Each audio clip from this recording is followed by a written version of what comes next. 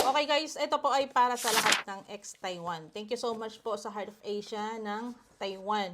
So, bago po tayong mag-introduction, meron lamang akong katagang bibigkasin. Kung ang isang tao nakagawa sa iyo ng kasalanan ng isang beses, pwede mo pa siyang patawarin. Pero kung paulit-ulit niya tong ginagawa, hindi na po natin to palalagpasin.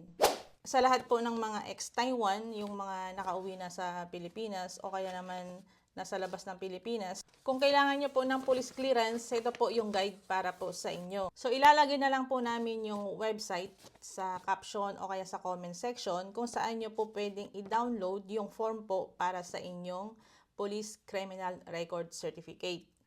Naka-PDF po siya, i-print nyo na lang, then sagutan nyo na lang.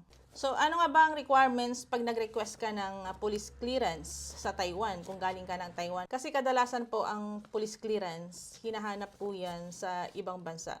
Hindi lahat ng bansa naghahanap ng police clearance.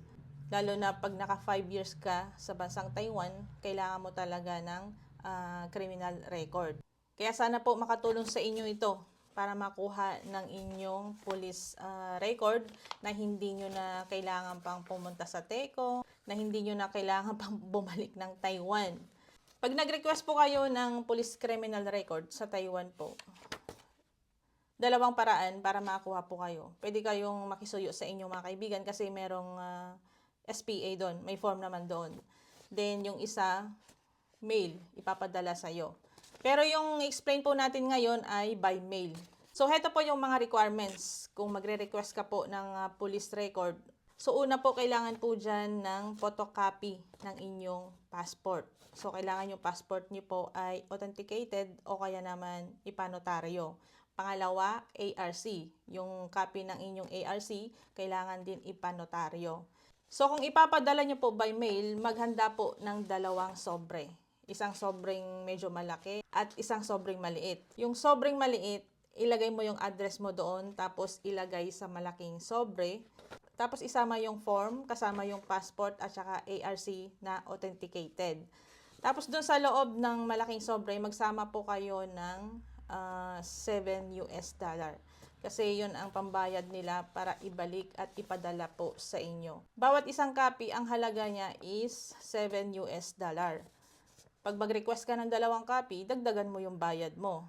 Then yung bayad po ninyo, ilagay din po ninyo sa loob ng sobre. Kung isa lang yung request mo, $7. Pero pag dalawa, times 2 mo yun, 14. Pero kailangan po ay yung pera na ilalagay nyo po sa sobre ay US dollar po. Magpapalit na lang po kayo sa mga money changer. Then pag okay na po lahat ng mga dokumento nyo, nalagay nyo na sa loob, doon po sa malaking sobre, ilagay nyo po yung address ng Taipei City Police Department. Ipiplex ko na lamang po yung kumpletong address. So yun lamang po ang update natin today. So maraming salamat po sa Heart of Asia ng Taiwan. So hanggang sa muli guys, ako nga po pala ang inyong lingkod, Joancy Fernandez po.